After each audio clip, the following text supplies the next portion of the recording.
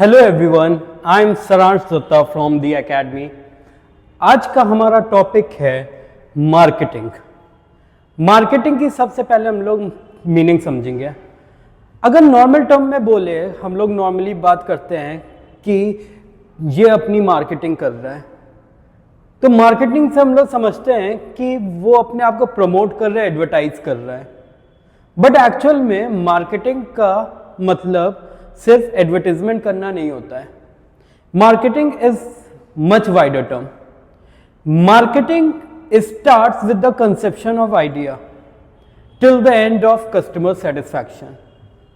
Let's take an example. Suppose एक person है Raju. Raju wants to become a businessman and he has decided to start his business. So सबसे पहले जो राजू है, जो बिजनेसमैन है, वो क्या जानेगा? कस्टमर की नीड्स एंड डिजायर को, कि कस्टमर चाह क्या रहे हैं मार्केट से, क्या गुड्स वो डिमांड कर रहे हैं।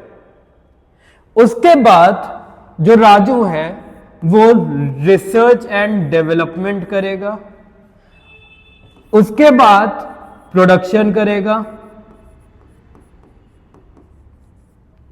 एंड प्रोडक्शन करने के बाद क्या करेगा? सप्लाई करेगा। सप्लाई कैसे करेगा? ट्रांसपोर्टेशन के थ्रू। अब जितने गुड्स प्रोड्यूस कराए, जरूरी थोड़ी ना है कि एक बार में सप्लाई कर दे। कुछ गुड्स को स्टोर करना पड़ता है, तो स्टोर कहां करेगा? वेयर हाउस में करेगा। वेयर हाउस में करेगा। अब बेचना पड़ेगा तो एडवर्टाइजमेंट भी कराना पड़ेगा।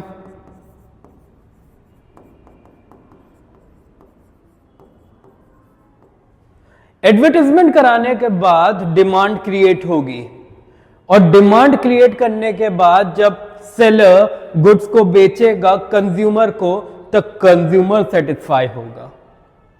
तो राजू ने जितने भी प्रोसेस करे till the time of customer satisfaction, all are part of marketing.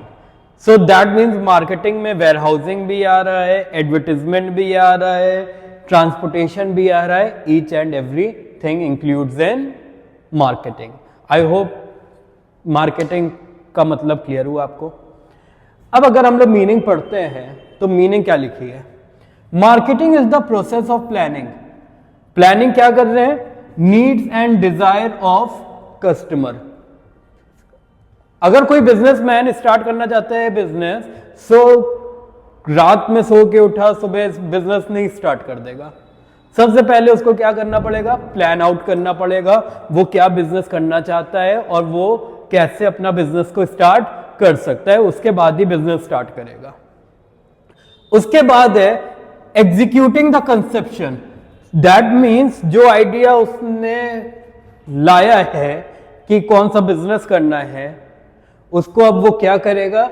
Execute करेगा। उसके बाद वो प्राइसिंग रखेगा। अब सीधी सी बात है, कोई प्रोडक्ट वो प्रोड्यूस कर रहा है तो उसकी प्राइसिंग भी जरूर होगी।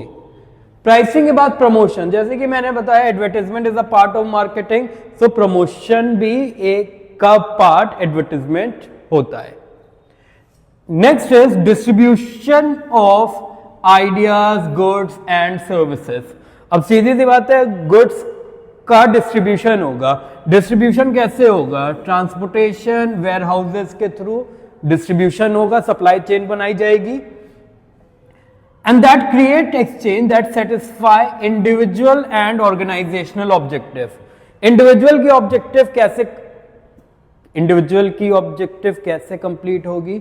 अब सीधी सी बात है, customer will satisfied, his objective will be achieved. Organizational objective कैसे अचीव होगी? अब बिजनेसमैन ने प्रोडक्ट को बेच दिया तो उसका रेवेन्यू जनरेट हो जाएगा, रेवेन्यू जनरेट से प्रॉफिट जनरेट होगा, तो इंडिविजुअल ऑब्जेक्टिव भी अचीव हो जाएगी और ऑर्गेनाइजेशनल ऑब्जेक्टिव भी अचीव हो जाएगी। सो ये मतलब है मार्केटिंग का meaning of marketing. Next is characteristics of marketing. Integrated process है। एज आई सेड, मार्केटिंग में कई चीजें इन्वॉल्व है। It is not a single activity कि हम लोग बोले कि सिंगल एक्टिविटी है, प्लानिंग या प्रमोशन बोल दें कि वो मार्केटिंग है। एक्चुअल में वो मार्केटिंग सिर्फ नहीं है, वो एक मार्केटिंग का पार्ट है। मार्केटिंग अगर तब होगी जब उस जितनी भी एक्टिविटी हो रही है till the time of customer satisfaction, जितनी भी एक्टिविटी हुई है वो सारी एक्टिविटी को कंबाइन कर दे, जोड़ दे, तब हम लोग बोलेंगे वो मार्केटिंग है। So it is an integrated process. Integrated process means combined process. Next is customer oriented. जैसे कि मैंने बताया, मार्केटिंग इज कस्टमर ओरिएंटेड। इसमें हम लोग किसके सेटिस्फैक्शन की बात करते हैं? कस्टमर सेटिस्फैक्शन की बात करते हैं। तो जो भी प्रोडक्ट प्रोड्यूस होगा वो किसको बेचा जाएगा? कस्टमर को बेचा जाएगा, और customer after consuming it will be satisfied with the product. Next is marketing is a part of total environment. Total environment कौन कौन सी होती है? इन्वायरमेंट में क्या क्या आ जाता है? इकोनॉमिक इन्वायरमेंट, जो मार्केट में इकोनॉमी चल रही है वो कैसे इन्फ्लुएंस करती है मार्केटिंग को। सोशल इन्वायरमेंट, कैसे सोसाइटी मार्केटिंग को इन्फ्लुएंस कर रही है। पॉलिटिकल इन्वायरमेंट, अब पॉलिटिकल इन्वायरमेंट बेटा आप जानते हो बजट में नई नई चीजें आती जाती है जो कि काफी इन्फ्लुएंस करती है activities of the organization. So that means marketing की भी एक्टिविटीज पे असर पड़ेगा, ये सारी अगर इन्वायरमेंट में चेंजेस आएंगे तो। Next is marketing is creative.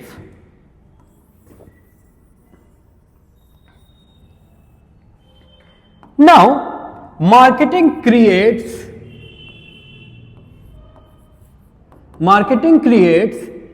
Time utility,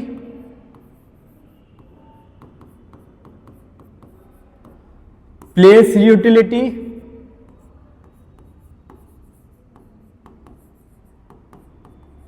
and position utility. तो बेटा मार्केटिंग तो काफी क्रिएटिव निकली कि इतनी सारी चीजें कर रही है। अब इसका मतलब क्या होता है? यूटिलिटी का मतलब होता है वांट सेटिस्फैक्शन। क्या मतलब होता है? Anything which satisfy the want of the customer, that is utility. अब टाइम यूटिलिटी से मतलब क्या हो रहा है? अब एक बात बताइए, जिस समय प्रोडक्शन हुआ है क्या उसी समय कंजम्पशन भी हो जाएगा? नहीं, जरूरी नहीं है। कंजम्पशन होने में टाइम लग सकता है, हो सकता है 1 महीने बाद भी कंजम्पशन हो सकता है 2 महीने बाद भी कंजम्पशन हो।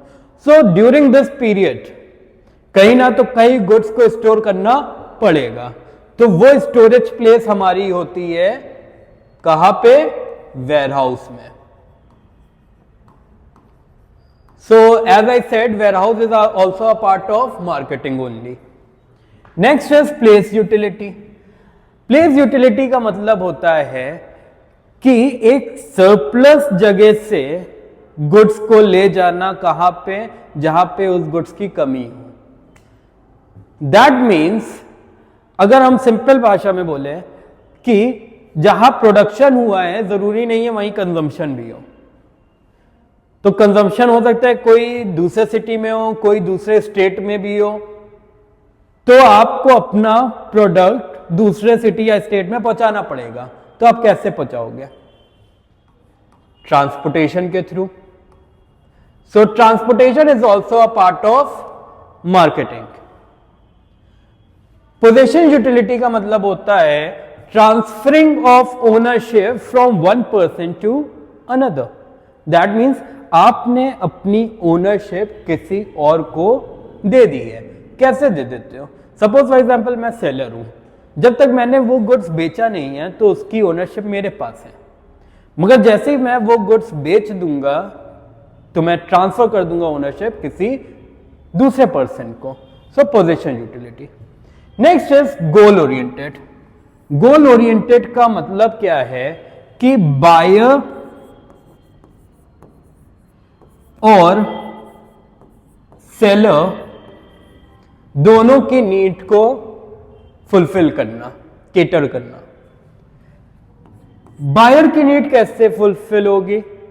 अगर वो गुड क्वालिटी प्रोडक्ट्स को कंज्यूम करेगा तो he will be more satisfied, he has the option of consuming the different kind variety of product, so उसकी सेटिस्फैक्शन बायर की होगी। सेलर की कैसे होगी? सेलर जब गुड्स बेचेगा तो उसको क्या मिलेगा बेटा? रेवेन्यू जनरेट होगा।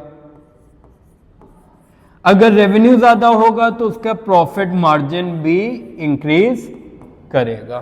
सो that means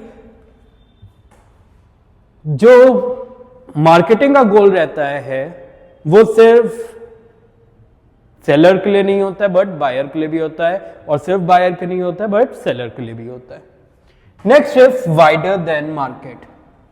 Market is just a situation, it is a situation where the buyer and seller meets and exchange the product. अब हम लोग बोलते हैं मार्केट जा रहे हैं, वो एक्चुअल में मार्केट नहीं जा रहे थे, वो that is not a market. Market कहीं पे भी हो सकती है। अगर मैं यहां बैठे बैठे कोई गुड्स बेच दे रहा हूं ऑनलाइन, वो भी मार्केट है, जिसको हम लोग ई मार्केटिंग बोलते हैं। मार्केट ऐसा एक मैकेनिज्म है जो कि बायर और सेलर को जोड़ता है ताकि वो एक्सचेंज कर सके गुड्स एंड सर्विस। तो वो बस एक मैकेनिज्म है जो बायर और सेलर को जोड़ रहा है। But marketing is much wider. यहां पे बस बेचने तक सीमित नहीं रहते हैं। मार्केटिंग में conceiving of idea and executing of idea till the time of customer satisfaction, every activity included in marketing. So that means marketing is much wider term than market. So आज का हमारा टॉपिक यही खत्म होता है। अगर इस टॉपिक से रिलेटेड कोई भी क्वेरीज है आप कमेंट बॉक्स में पूछ सकते हैं, और अगर आपको ये वीडियो इन्फॉर्मेटिव लगी है तो इस वीडियो को लाइक और सब्सक्राइब जरूर करिए। Thank you so much.